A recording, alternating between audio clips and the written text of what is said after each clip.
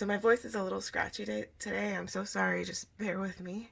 So Genesis 23, we learn about Sarah's death, and she dies at the age of 127 years old. And Abraham mourned and wept over her. And I think that's important. If we lose someone or something, instead of trying to bury those feelings, you just have to kind of mourn and sit with that and go through the grieving process. Don't resist it and don't avoid it, but rather, just go through it. And that's what Abraham did. In verses 3 through 6, Abraham asked the Hittites to purchase property to bury Sarah. The Hittites referred to Abraham as a prince, and they allowed him to bury Sarah in any tomb that he wished. Look at the contrast. This is something I just thought of. Look at the contrast between Lot and how the people who lived around Lot treated him versus Abraham, and how the people around Abraham treated him. Even though Abraham was in that land, he was not from that land.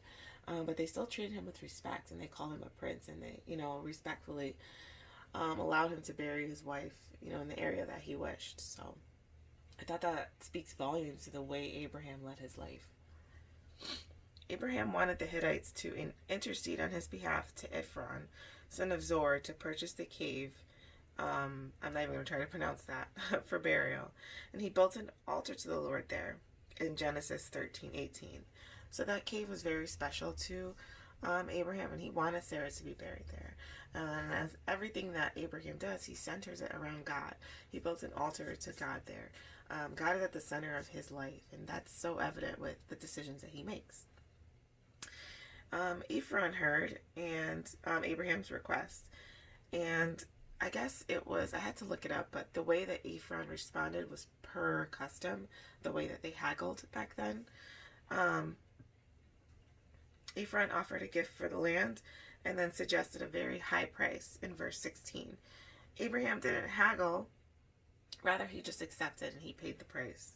And Abraham buried his wife in the cave, and it was deeded to Abraham. So Abraham could have haggled and said, no, I want it for cheaper, but as you can tell, the people regarded him with a lot of respect, and so he was honest, and he was, pretty upfront, and he just accepted whatever price that he had to pay for that cave, which was the honest thing to do, especially since he wasn't from that area.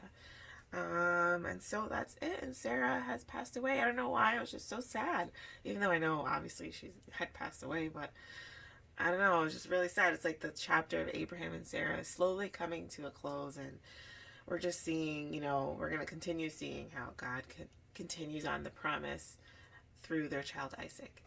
And so that's all for today. Pretty quick video. Thank you so much for watching. As always, I appreciate each and every one of you, and I'll talk to you next time. Bye.